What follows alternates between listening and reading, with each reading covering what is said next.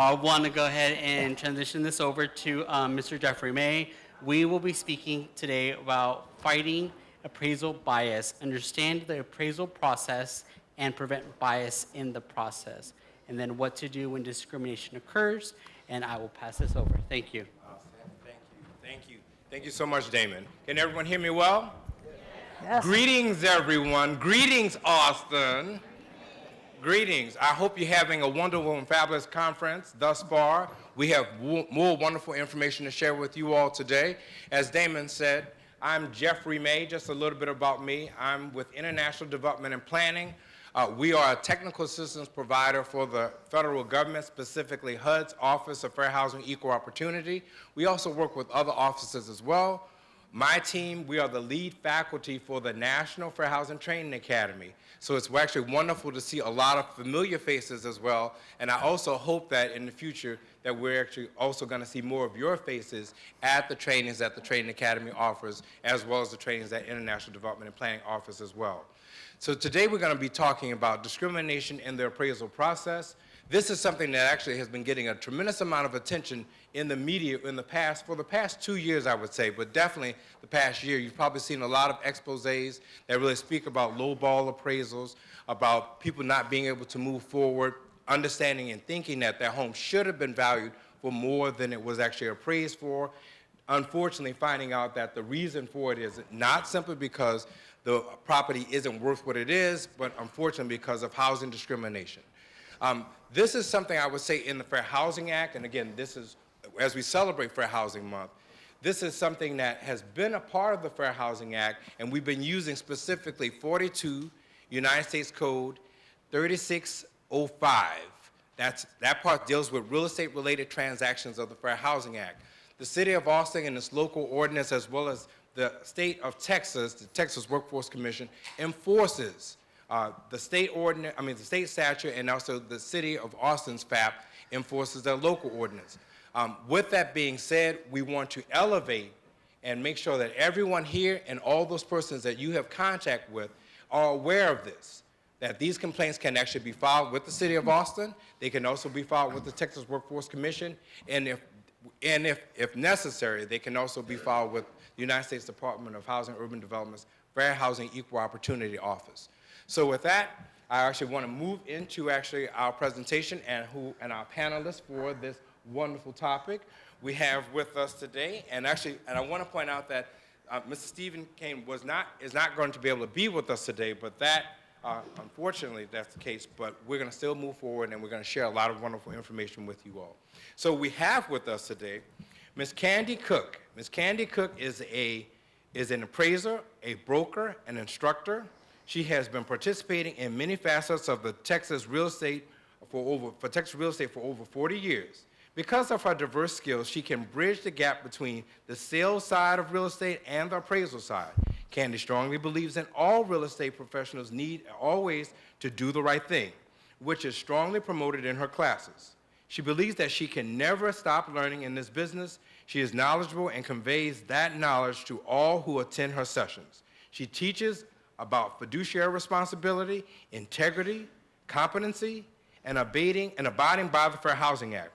She provides the tools to help consumers achieve home ownership. Education is her passion. With that, I give you all certified general appraiser and instructor, Candy Cook. Thank you, everybody. Steve was going to be here, and he is the typical appraiser, you know, and I'm going to use humor today, so please understand that I talk a little bit, make you laugh, but I'm also very serious about what we're talking about. Steve hurt his back, and so he was texting me this morning saying, "Do you mind doing this?" No, I've got this. I had 2 PowerPoints, I had everything, and I finally said, I'm done. I am doing my PowerPoint, that's it. Now, there are a few people in here who know me and know that I don't do PowerPoint. So I heard the laugh. Somebody who knows very well that I don't do PowerPoint. I put this up here. I do very brief PowerPoints. I do it to remind us. My information, you can contact me. You can find me on Facebook. You can find me on Instagram.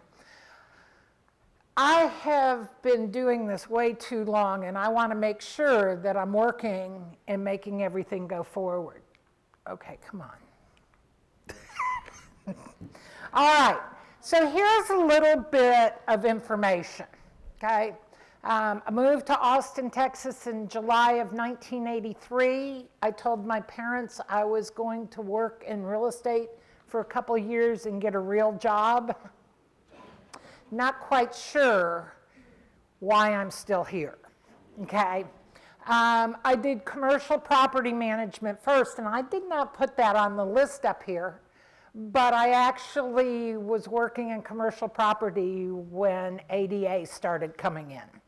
So I have some great stories about being a property manager and having a tenant called Advocacy Inc. I can tell you all about the changes. Okay. I have my real estate license. I got it in 1987. Isn't that just 10 years ago? I haven't been doing it that long. Okay. Then I got my appraiser license. Oh, Lord. Okay.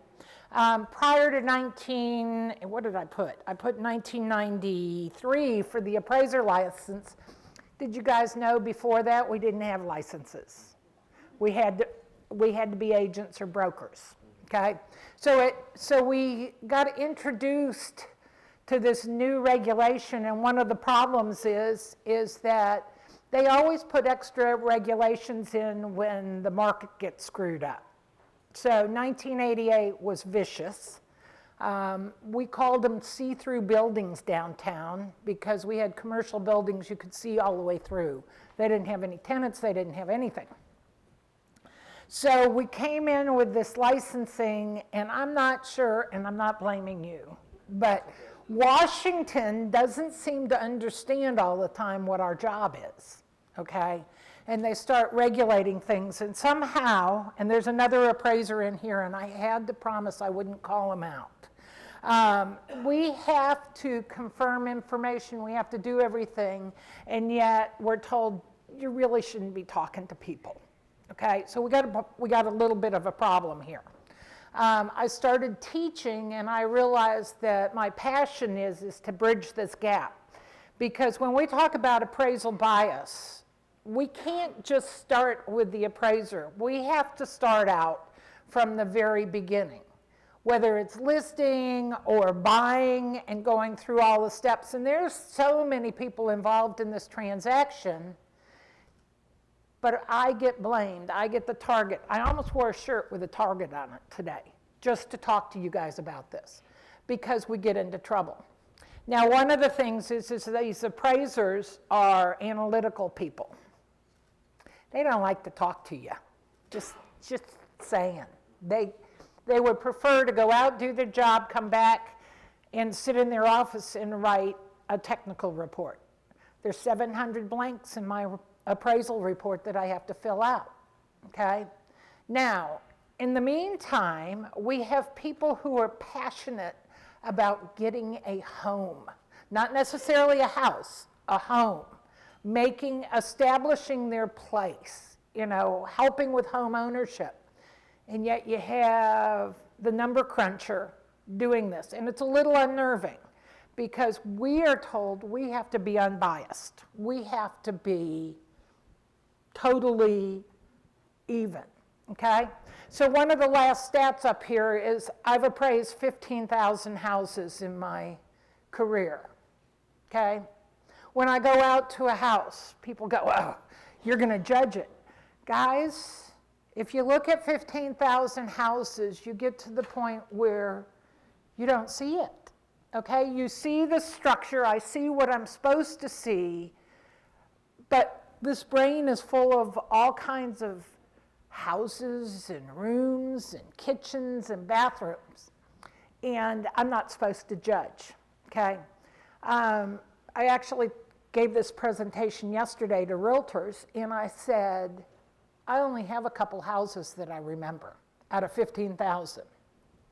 I'm going to tell you one of them was that I probably played a little game with the value because I liked the people so much and I wanted them to get a home. Did you hear what I said? So I probably went a little higher. It has eaten at me for probably 30 years. I'm going to tell you because I'm required to be unbiased. And so when we start talking about this, I want you guys to understand how we all are trying to put this together. And, you know, every once in a while, somebody will kind of jump all over my case and say, you discriminated. You know, I try not to.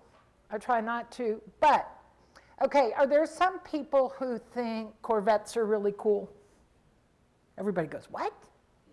Okay. Or pickup trucks. You know, there are some guys who think they just have to have a pickup truck. Or what about women who just have to have a pickup truck? Okay? Well, when you go into a house, now think about 15,000 houses. Does anybody have a favorite color? Or how about a favorite university? What is your favorite university? Come on. You guys can talk to me. What? Okay. So here we go. Do you like burnt orange? Do you like maroon? Do you like red? Do you like purple? Okay. So why am I saying this? Do we make our homes look like things we like? Okay. I'm going to tell you. I did a house that had the Dallas Cowboys stuff painted across the whole ceiling. Seriously? And I'm supposed to come in here and be unbiased? Now, if it had been for the Saints, I probably would have been a whole lot better about it. But you guys expect me to go into this house and make sure that I'm unbiased, okay?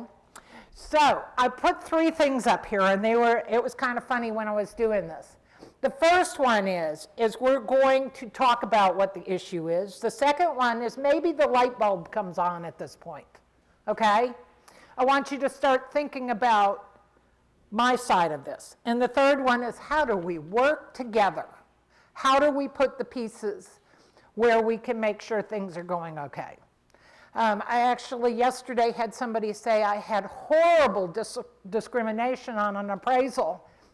I said, is there a reason you didn't call me when this was going on?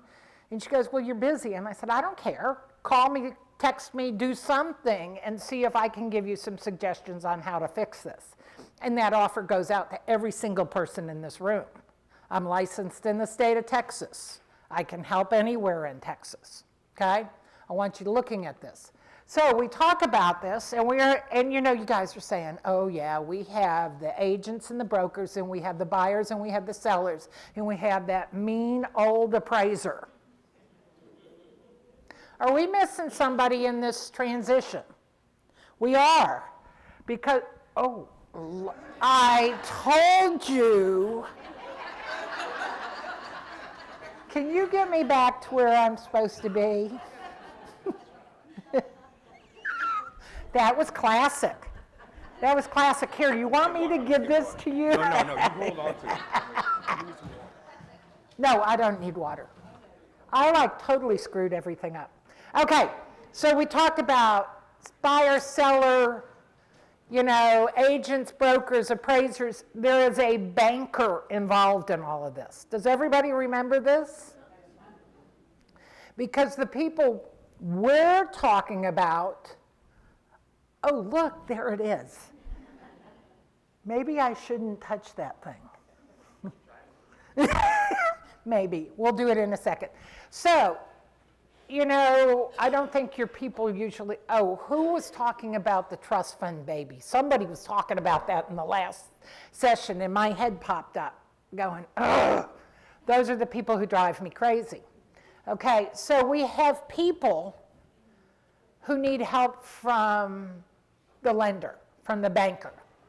whether we're going to go to TDHCA or TSHAC or Seth or wherever to get some help to do this, we're still going to have to work with the banker, okay? Now, I brought up 1988. Our banks just crunched down. 2008, we got into trouble again, okay? So the bankers have the regulators, and sometimes I say those are the people who live under the bridge and reach up and throw you in the water just when you think everything's going fine. The bankers have to be very careful that they don't overlend, okay? That they don't overcommit. And it makes you guys a little bit crazy because you tend to point at me as being the problem or the appraisers as being the problem. We're just doing our job, okay? And you feel like we're discriminating.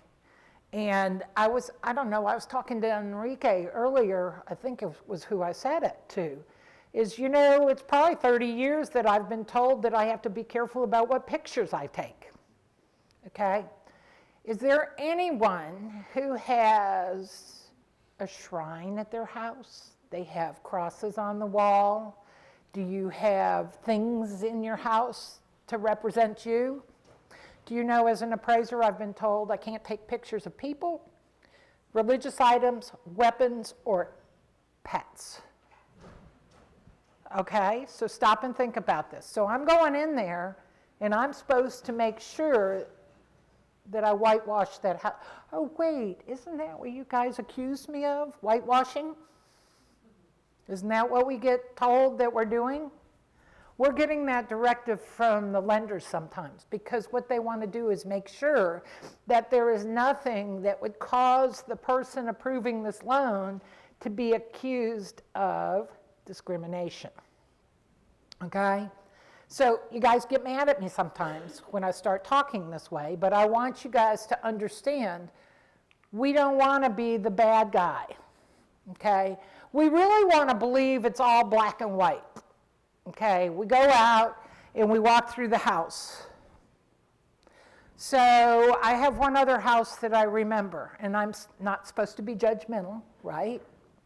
And I go in, and I had sandals on, open-toed, and there was 6 inches of trash on the floor, okay? And I'm supposed to go through and say whether there's anything wrong with the house. Well, to me, that trash wasn't what I was looking at. I was looking to see, are there walls, are there ceilings, are the doors there, are the electricity turns on. Something ran over my foot. It was a Chihuahua about this big. Okay, I will tell you that was the last time I wore open-toed shoes to anything, okay? But this is, we go into people's homes. You're hearing me say it again, homes. We go into that home and we're looking and we're trying to look at the walls, the ceiling, the doors, all of this stuff. And I'm supposed to erase everything else, okay? I'm supposed to take it down to this list and making that check mark, okay? People just don't always understand that. I will tell you, in my career, I have had 3 houses that got stripped, and on the outside, they look like normal houses, and you go in, everything was gone. Light switches, toilet paper holders, cabinets, everything, okay? So our experiences are a little different from yours, okay? I've done several hoarder houses, which are considered to be possibly a disability, and I am not supposed to judge on that, okay? I don't look at the people, and that sounds callous, but I can't look at the people. I can look at every one of you. I would love to bond with everybody in here, which is the way I work, but I go into that property, and one of the things I said to somebody, people always tease me and say, well, we're going to buy you cookies and a Coke and all of this stuff, and I said, I won't even take a glass of water anymore. I go in and no, you can't give me anything, you can't do anything, okay? So we want to try to be black and white. Here's my comment. And if I can't give you any more clarity, this is my clarity, and I've been thinking about this for a couple weeks, getting ready for this. You guys see color, and look at the color out here. We have everybody's here, okay? When we go into that house, we're supposed to see it as no color, nothing. I'm not supposed to have a judgment as to who lives there. I'm not supposed to have a care for what's going on. I'm not supposed to look at their pets. I want you guys to hear that, because that was one that really upsets me, because I love pets, except for snakes. But I love pets. I love these things. I love all of the stuff going on. And I'm not supposed to see that, because that's personal property. Does everybody's getting what I'm saying? That I'm supposed to be looking at this as if we all look exactly the same. Wouldn't life be very boring if we all looked the same? Wouldn't it be awful not to have all of the things going on in our world? So okay, I fell into appraising. I told my parents I'd do real estate for a couple of years and then I'd get a real job. And then I said I would never work in real estate again. And I ended up being an appraiser. And then I said I'd never teach, and I teach full time. There's something wrong. Never say never, okay? So when I go out there, I'm looking at this, and it's almost as basic as this. We're supposed to look at the house. I'm supposed to look at the floor plan, okay? We have some neighborhoods where we finish out our garages because we need extra space. I'm supposed to look at it as, okay, is this functionally right? Do I have to walk down the hallway, through the laundry room, down over a little step to get to this really cool master bedroom and bath? That's not what all the buyers want, okay? So I go out and I start looking, and I look at the appliances, and I look at all of the things. I'm gonna put my bias in here, okay? I love to cook. Can you tell? I'm so nice and petite now. I love to cook. How many people in here would love a Viking stove at their house? Okay, who's willing to pay for a Viking stove? Okay, nobody raised their hand. Okay, so I go to a house and they say, oh, we've got a Viking stove. So what? Who cares? Okay? I'm looking to make sure the house is there. That's all I'm trying to do over and over again. Okay? So, what the appraiser doesn't look at, and I almost put some of my pictures from appraisals. I was going to try to make them that you couldn't tell where they were, and then I thought, no, I'm not going to do that. That's somebody's home. Okay? I have been in a house that the lights were that color up there. Okay? I think it would look great in a casino. People thought it was really special. I don't look at that. I'm not doing that.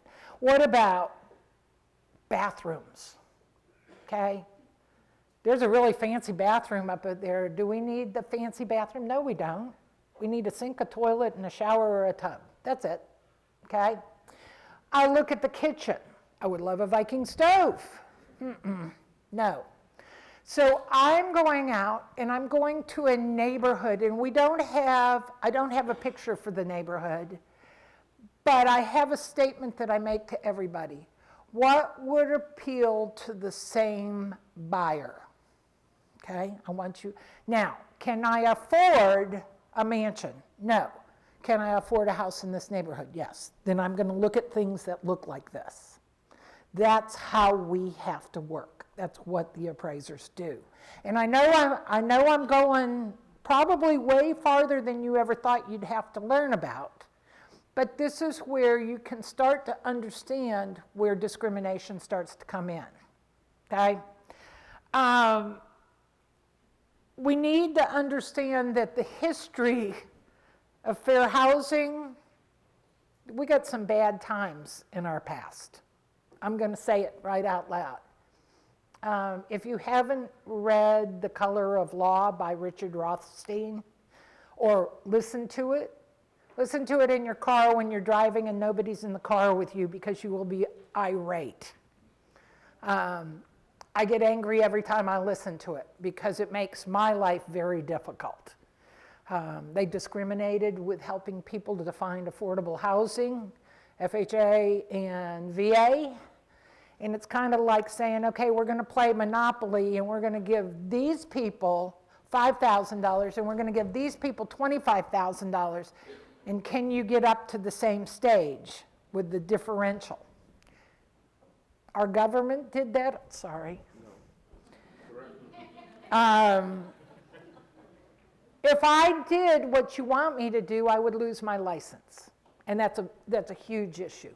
I kind of like my job. I kind of like being able to pay for my house, you know. So when we're looking at all of this, we have to remember that there are some other things going on in the background. And this is the biggest one, and this is the one that truly makes us pained when we're doing this.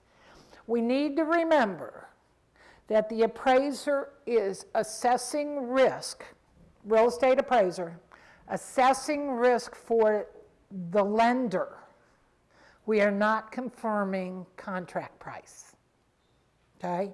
You've got to hear this, because this is where we get pained, because we have guidelines. God, we have, you know, it used to be when I first started, I got 1 page of directions. Now it's 25 pages of do this, give us this, do all of these things. And yet we're the ones who bust your deals. We're the ones who bust that dream of home ownership. And I think we need education. And I truly, my offer is here. I will come speak at your office. I will come speak to you. You can text me. You can do whatever. We got to get over this. We've got to figure out how we're going to make this work. Because if we have a major affordable housing problem these days, don't we? Okay? And so you have to remember that the lender controls our world. Okay? I want you guys, did somebody say something back there? It's like, I've got ears that work really well, sorry. I'm like, somebody's talking about me. Okay.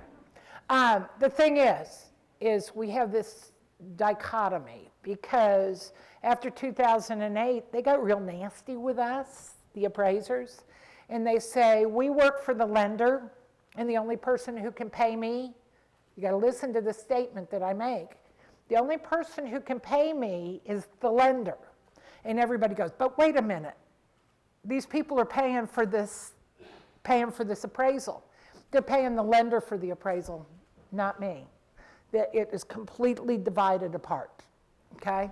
So somehow we have to have the conversation, somehow we have to talk about this. And it's not an easy conversation.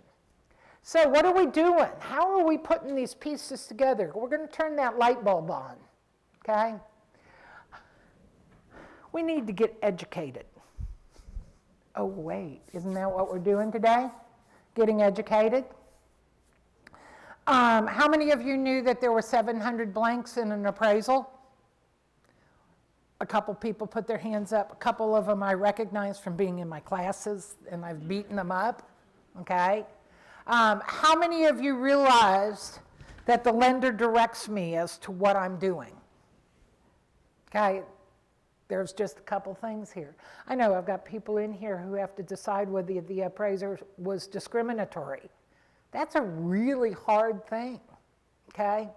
And I'm going to tell you, it's really sad. I just got an email from somebody who's been in as long as I have, and he says the current atmosphere of appraising has become so contentious that he is no longer going to appraise, he's going to retire.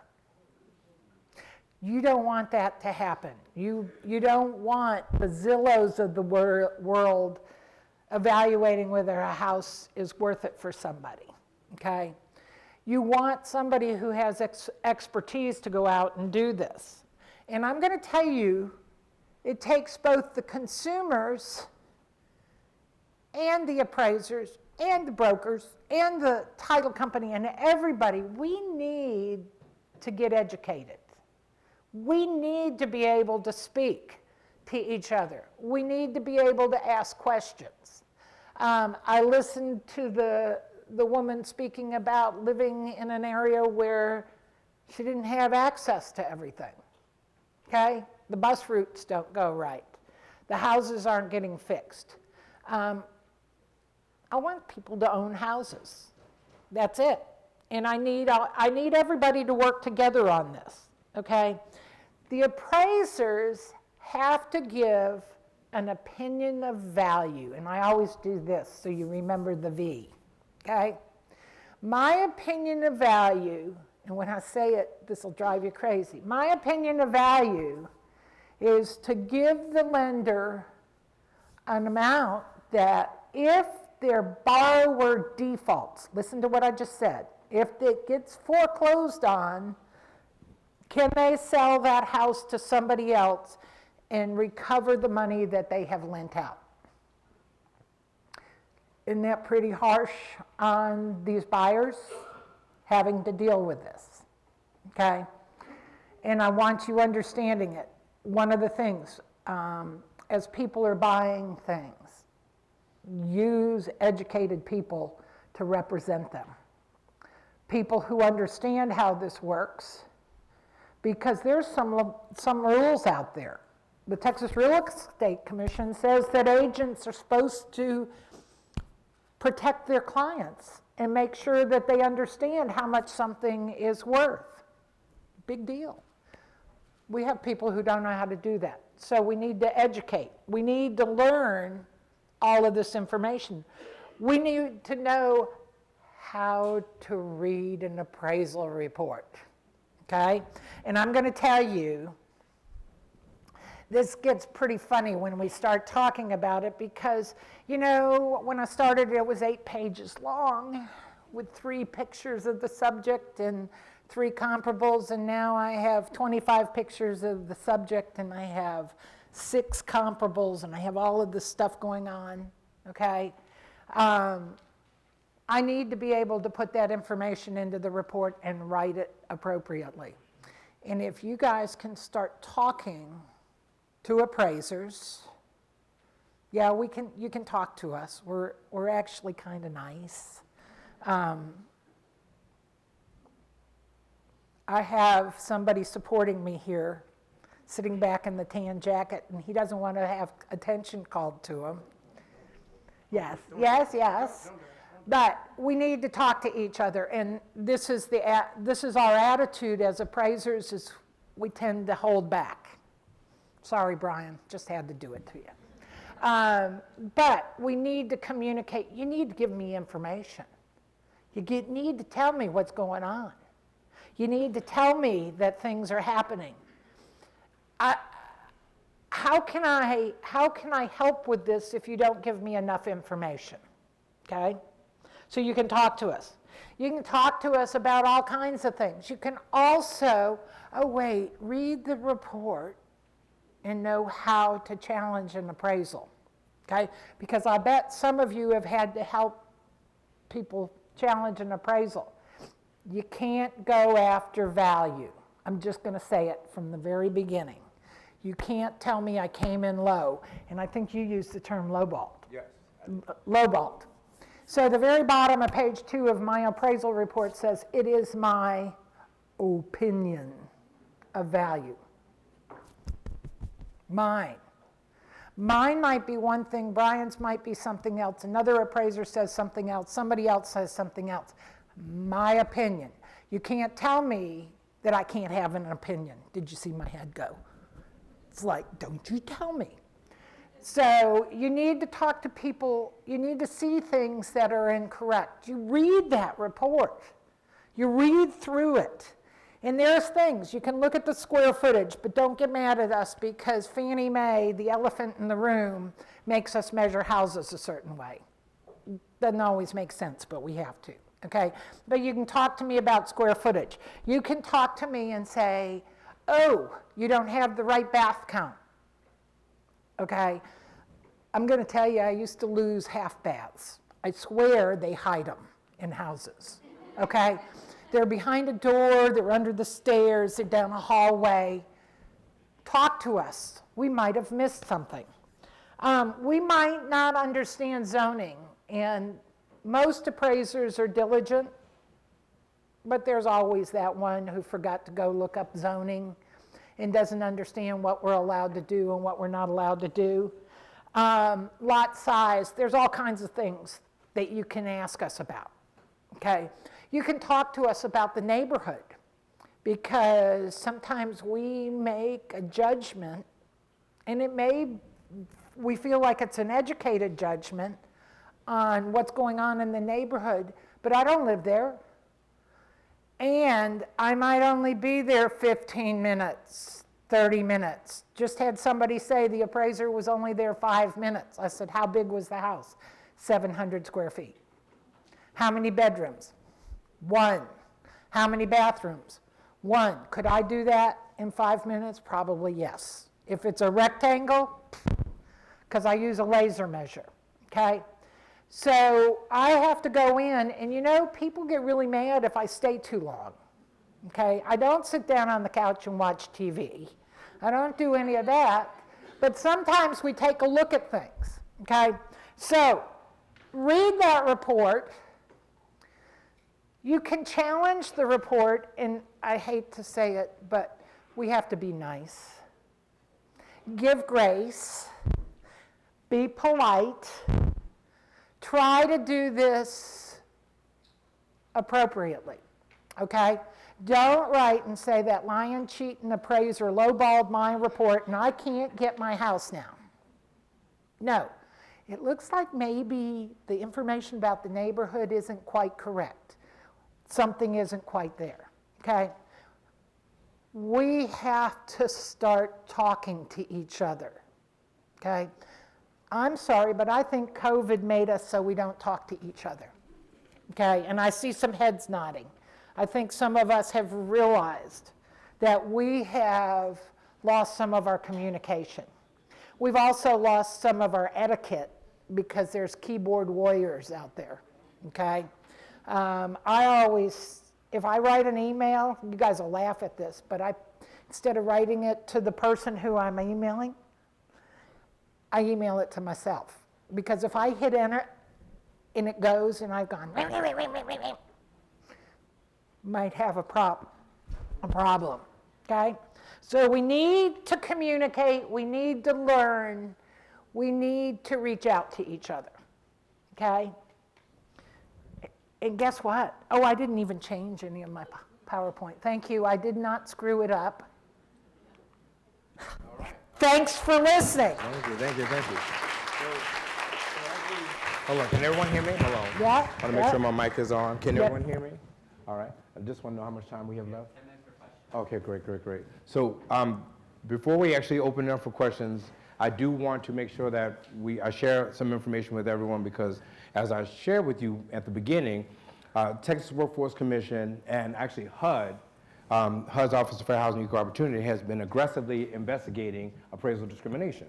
Mm-hmm. And so my responsibility as someone who's actually had 27 years in enforcement and who also was a loan originator, share some of the things that, that are important, but I want to also make sure that we get to the questions. So Fannie and Freddie, that has been mentioned, which are the government-sponsored enterprises, has actually analyzed millions of loan applications and loans that they've made. And they have found there is a pattern of African-American and Hispanic borrowers actually consistently receiving lower appraisals. That's all across the United States. So in response to that, the United States government, HUD, and specifically the Biden-Harris administration, created what's called the PAVE Initiative, yep, which is a Property Appraisal Valuation and Equity Interagency Task Force. So one of the imperatives of that, aside from actually addressing it by training those persons, and I'm going to, we're going to give you time to answer those questions, but a part of that was to actually get more black and brown appraisals into this industry. Also, to actually work with the Fair Housing Assistance Programs, which Texas Workforce Commission is, and also the City of Austin is as well, to actually take on and investigate these complaints that involve appraisal discrimination. And as a part of that, we've been training these entities all across the country, and as in tandem with the training, they actually have created, and Texas was the first in the country to do this. Because I think you all beat California. I think they were happening at the same time. But the Texas Workforce Commission created an MOU, a Memorandum of Understanding, with the Texas Appraisal Licensing and Certification Board of the appraisers. So when these complaints come in, of the lowball appraisals that I remarked about, when these complaints come in that people are not seeing in their appraisals that the comparables that are used to actually value their properties are not the appropriate comparable because they're more than a mile away, they don't align with the Fannie Mae underwriting criteria, that they are completely inappropriate because they're not based upon the configuration, the size of the property, the age of the property, when it was sold, but they were actually making these decisions. Not trying to say, because I'm sure most of the appraisals are very good appraisals, but we're seeing in those appraisals that are discriminatory, that people are not using the configuration and the specifications of the property to actually find the comparables. They're actually using the racial makeup of the neighborhood to actually find the properties. And therefore, we're seeing, unfortunately, this cycle of appraisals, because a comparable, once a property is appraised and it's sold, it's registered, it then becomes a comparable for the next property that's sold. So you can see how this process, unfortunately, reinforces discrimination in certain neighborhoods that it's very difficult to actually undo or stop because of the nature of the way that appraisals are done. So I just want you to know that you can be very proud, and get up here so we can actually get some questions. Be very proud of this initiative that Texas Workforce Commission and also the City of Austin can be a part of and is a part of, because this MOU exists, so that you know that if you are experiencing housing discrimination or any of your clients are experiencing housing discrimination, that you can actually file a complaint, and that with the Texas Workforce Commission, you can file a complaint with the City of Austin's Fair Housing Assistance Program and have those complaints actually investigated, have the reports reviewed, because for consumers, for us to be able to do that, again, 700 items on the appraisal form, the uniform appraisal form. I mean, I'm one who actually conducts these investigations and trains people how to do it. That's a lot. However, I want you to understand that you have infrastructure, you have an enforcement infrastructure to assist you in doing that. Right. So with that, I do now want to turn to you and actually give you all the floor to ask any questions that you may have about the remarks, or in general about things that revolve around and that deal with appraisal discrimination. So with that, there are microphones. There's a microphone here and there's a microphone there on the left. So we really want to hear from you now. So you have the floor, ma'am. Hi, I'm Michelle Allen. I'm a real estate broker. Candy Cook has been my instructor multiple times. I've been in business 24 years. So when Candy's talking about the changes that have been occurring through that time, she makes sense. One of the things that we've always been taught is you talk to your appraiser beforehand. So you have an appraisal management company that appraiser has to go through that's between that lender. That's what Candy's talking about that occurred in 2008 from regulations. So they cannot have a direct communication. But as a real estate broker, when I'm representing buyers or sellers, I can talk to that appraiser and provide information. And I do agree with Candy that there is a breakdown of communication. Agents are, I'm just going to say it, there are lazy people in every industry, okay? And it's not just realtors, in any industry. There's the good and the bad. So if you've got somebody who's not communicating with that appraiser to provide the correct information, because as she said, it is missed. Even as a realtor, I'll miss things. But I want to support her on that because that is true. And at the same time, I want to agree with you that there are bad apples in everything. And as a realtor, it's a disgrace for anybody to be biased against because of the color of their skin or even their religious or their cultural beliefs. I could say that my realtor, people that I associate with, we don't believe in that. And if you all do hear about it, as Candy said, you need to let her know, because she is one of those rare breeds that she will stand up. And a lot of appraisers will, most of them will, but again, there's those bad apples in every industry, whether it's lenders, politics, anything that's not going to do the right thing at the end of the day, and it all becomes about the money or lack of. Yep. Thank you for that. Kenny, do you have anything you want to respond to it? If not, I wanted can to also- touch on something, and you've said it, and Michelle referred to it. You know, we talk about black and brown and white and whatever. You know what? I don't see those differences just because of the way I was trained and everything. And you want to get more people into appraising, come talk to me, don't do it. It's, Well, I'll say this. I'll say this. So I bring up the Fannie and Freddie report in which they looked at millions Yep. of files that they actually, of appraisals that were done, and that this pattern of actually lowballing or undervaluing of properties in black and brown borrowers as well as communities, because we need to be aware of that, the discrimination that takes place. First of all, it's a pattern, so that means that that's the part of the systemic part of this that Yes, makes this, yep. that people need to be aware of, that it isn't simply my implied bias, because we all have them, as Yeah. Candy remarked about, but we need to recognize that this is so clear and systemic that we're seeing patterns across the country over years, and I would dare say decades. I was gonna say As an urban decades. and regional planner, when we speak about the way that our figures our cities are configured and the way that segregation has manifested itself, we are unfortunately in a circumstance in which something that has been, because of the segregation that exists, is unfortunately perpetuated through the actions, even when persons are trying to not engage in discriminatory behavior. So I want people to be aware of that. I also, again, want to reinforce that you have something very unique. There are only three states in the United States, 3 states that actually have a memorandum of understanding to actually investigate these complaints and take and receive them the way that Texas Workforce Commission has done so with the Certification and Licensing Board. Again, the dynamics have changed. Now, based upon, you were saying in 2008, the appraisal management companies are in the mix now. There have been safeguards that have been put in place to try to address these issues, but unfortunately, we're still seeing discrimination manifest itself. With that, you have the floor. Thanks. My name's Suzanne. I happen to be a real estate agent, but I'm here because I'm also a parent who would love to have a child who can live in this city when she's older. That is sort of the main driving force with that. I have a couple of questions. Yes.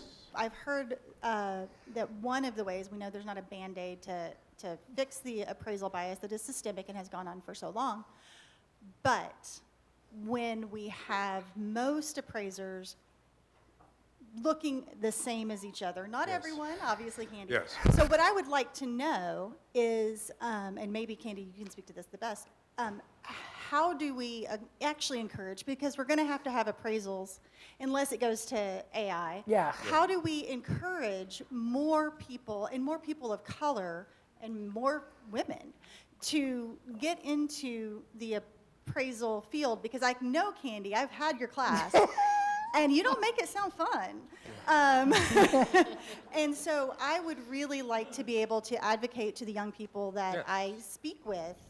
It's a valuable job, and Yes. it's something that we need to expand on. It is a valuable job, and before I give the floor to Candy on this is something that HUD and the Property Appraisal Valuation Equity Interagency Task Force is actually aggressively working on.